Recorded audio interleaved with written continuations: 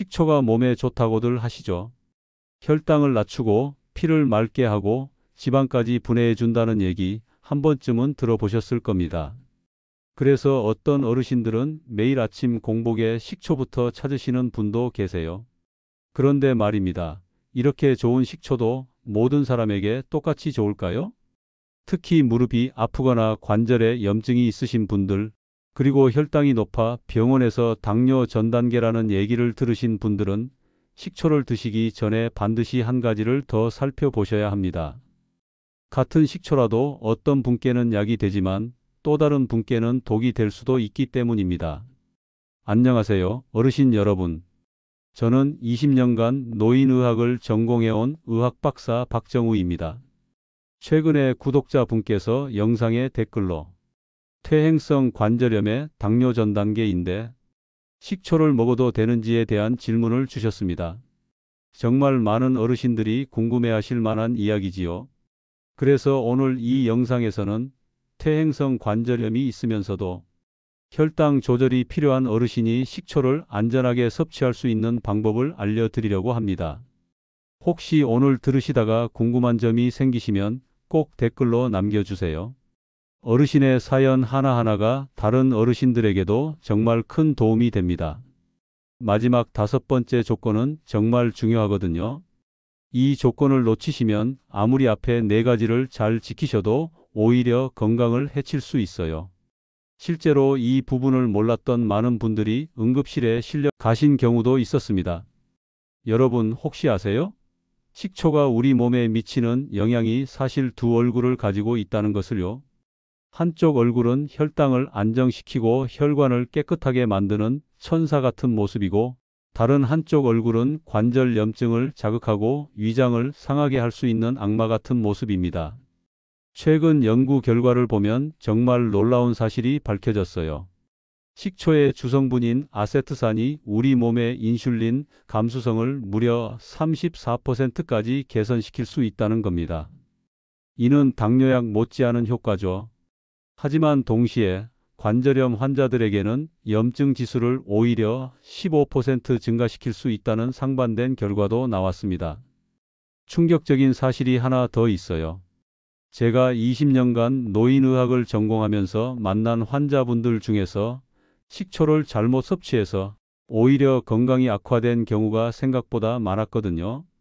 특히 70세 이상 어르신들 중 약 65%가 식초를 공복에 드시고 계시더라고요. 하지만 정말 놀라운 건 이거예요. 올바른 방법으로 식초를 섭취한 어르신들은 혈당은 물론이고 관절 건강까지 함께 좋아지는 결과를 보였다는 겁니다. 도대체 그 차이가 뭘까요?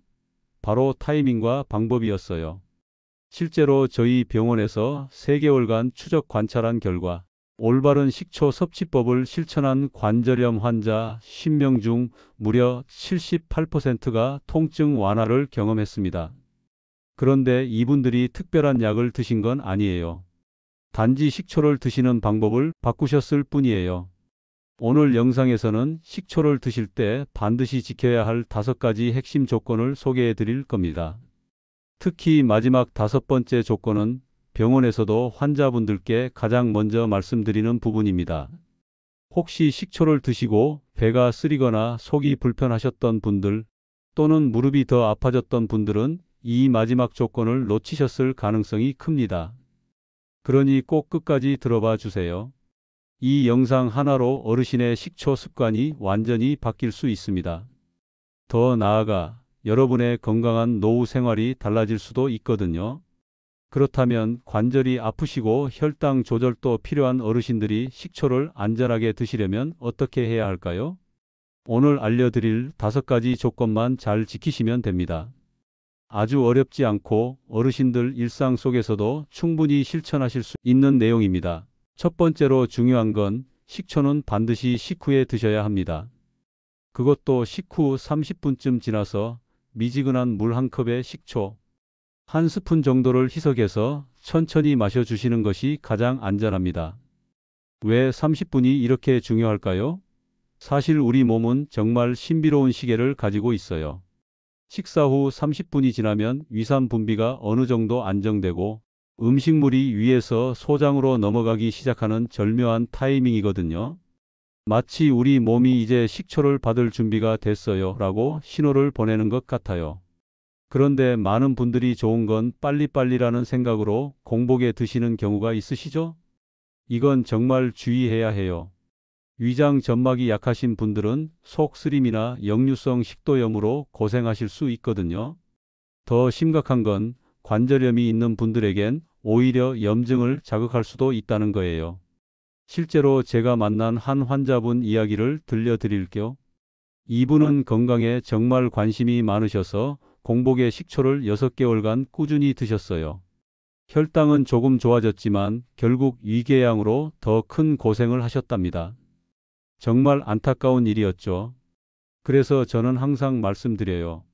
식초는 식후에 희석해서 천천히 드셔야 한다고요. 잠깐, 혹시 지금 나도 공복에 마시고 있었는데? 라고 생각하고 계신가요? 괜찮습니다. 지금부터라도 올바른 방법을 알고 실천하시면 돼요. 실제로 이 방법을 바꾸신 후 건강이 회복된 분들의 이야기를 곧 들려드릴 테니까요. 두 번째로는요. 관절이 붓거나 유난히 아프신 날엔 식초를 잠시 쉬셔야 합니다. 이게 정말 중요한 포인트예요. 많은 분들이 놓치시는 부분이기도 하고요. 퇴행성 관절염은 염증성 질환이기 때문에 통증이 심하거나 무릎이 뜨거운 날은 우리 몸이 굉장히 예민해져 있는 상태입니다. 이런 날은 자극적인 음식도 피해야 하거든요. 식초는 산성이기 때문에 염증이 있는 부위에 부담을 줄 수 있습니다. 그런데 많은 분들이 실제로 이런 질문을 하세요. 선생님, 무릎이 매일 아픈데 어떻게 구분하라는 거예요? 이 부분이 정말 중요한 포인트입니다. 좋은 질문이죠. 관절염 환자분들에게는 아주 유용한 팁이 있어요. 통증의 강도를 10점 만점으로 생각해 보시면 돼요. 평소 통증이 3에서 4점 정도라면 7점 이상으로 올라간 날은 식초를 쉬어주시는 게 좋아요. 또 다른 방법도 있어요. 무릎을 살짝 만져보세요. 평소보다 뜨겁다 싶거나 붓기가 심하다 싶은 날도 마찬가지예요. 우리 몸은 정말 똑똑해서 아플 때는 지금은 쉬어야 해라고 분명한 신호를 보내거든요. 저희 병원에 오시는 많은 분들이 그냥 참고 계속 먹으면 안 되나요? 라고 물어보세요. 솔직히 말씀드리면 그런 날에 억지로 드시면 오히려 역효과가 날 수 있어요. 그런 날엔 잠시 쉬어주는 게 현명한 방법입니다. 우리 몸은 정말 똑똑해서 아플 때는 휴식이 필요하다고 신호를 보내거든요. 세 번째는 섭취 빈도입니다. 식초는 무조건 매일매일 먹는다고 좋은 게 아닙니다. 이 부분에서 많은 분들이 오해하고 계세요. 좋은 건 많이 먹어야 한다는 생각 때문이죠. 하지만 우리 몸은 기계가 아닙니다. 하루 한 번, 그것도 식후에만 드시는 걸 원칙으로 하고요. 일주일에 이틀 정도는 꼭 쉬어주시는 게 좋아요. 그러니까 5일은 드시고 2일은 쉬는 패턴을 유지하시면 됩니다. 왜 이런 패턴이 좋을까요? 우리 위장은 지속적인 산성 자극을 받으면 점막이 손상될 수 있어요. 또 관절염 환자분들의 경우 지속적인 산성 환경이 염증 반응을 증폭시킬 수 있거든요. 그래서 적절한 휴식기를 가져주는 것이 중요합니다. 마치 운동할 때도 휴식일이 필요한 것처럼 식초 섭취에도 휴식이 필요해요. 그래야 위장도 쉬고 몸도 피로하지 않게 식초의 효능만 온전히 받을 수 있습니다. 참, 여러분 중에 이미 매일 드시고 계신 분들은 어떻게 해야 할까요? 걱정하지 마세요. 천천히 패턴을 바꿔가시면 됩니다. 갑자기 끊으실 필요는 없어요. 이번 주부터 하루씩 쉬는 날을 만들어 보세요. 네 번째 조건은 정말 중요한 부분입니다. 약을 드시고 계신 어르신들은 반드시 주치의와 상담하셔야 한다는 겁니다. 특히 혈당약이나 관절약을 복용 중이시라면 더더욱 그렇습니다. 식초는 혈당을 떨어뜨리는 효과가 있어서 혈당약과 함께 드실 경우 저혈당이 올 수도 있어요. 저혈당은 정말 위험한 상황이거든요. 심한 경우 의식을 잃을 수도 있고 뇌에 손상을 줄 수도 있습니다. 또 일부 관절염 치료제, 특히 NSAIDS라고 불리는 소염 진통제와는 위장관 부작용이 겹칠 수 있어요. 둘 다 위벽을 자극할 수 있기 때문에 함께 복용하면 위궤양이나 위출혈의 위험이 높아질 수 있습니다. 실제로 제가 만난 한 환자분은 관절염 약과 식초를 함께 복용하시다가 위출혈로 응급실에 실려 오신 적이 있어요. 다행히 큰 문제는 없었지만 정말 아찔한 순간이었죠. 그래서 꼭 전문가의 확인을 받으시는 것이 안전합니다. 여러분의 건강은 도박이 아니거든요. 마지막 5번째 조건은 바로 개인차를 인정하는 것입니다.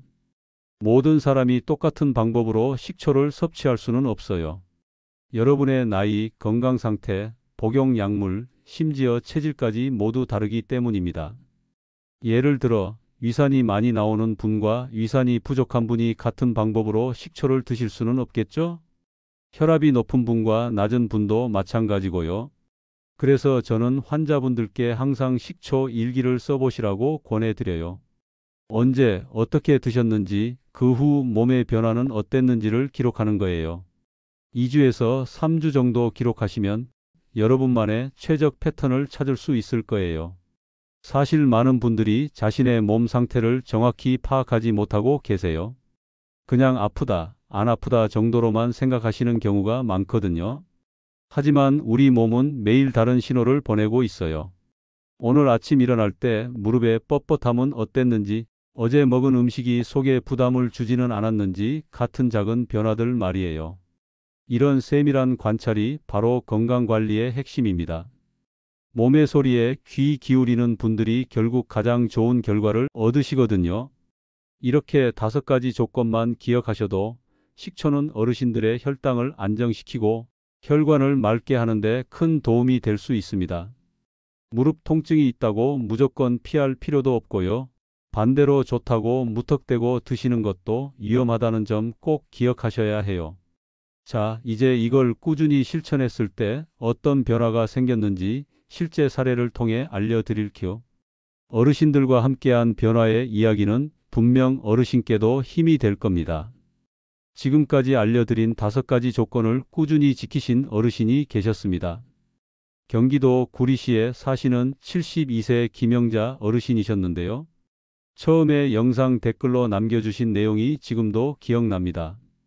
무릎이 자주 붓고 걷기가 힘든데 당뇨 수치도 조금씩 오르기 시작해서 병원에서 당뇨 전 단계 진단을 받으셨다는 겁니다. 그런데 주변에서 식초가 혈당에 좋다니까 공복에 매일 드시기 시작하셨다고 해요. 그 결과는 어땠을까요?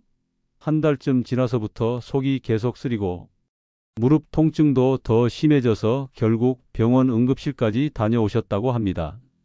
정말 안타까운 일이었죠. 그런데 그 후 저희 영상에서 알려드린 5가지 섭취 방법으로 식초를 바꾸신 뒤로는 놀라운 변화가 찾아왔습니다. 식사 후 30분쯤 지나서 따뜻한 물에 식초를 타서 천천히 드시기 시작했고요.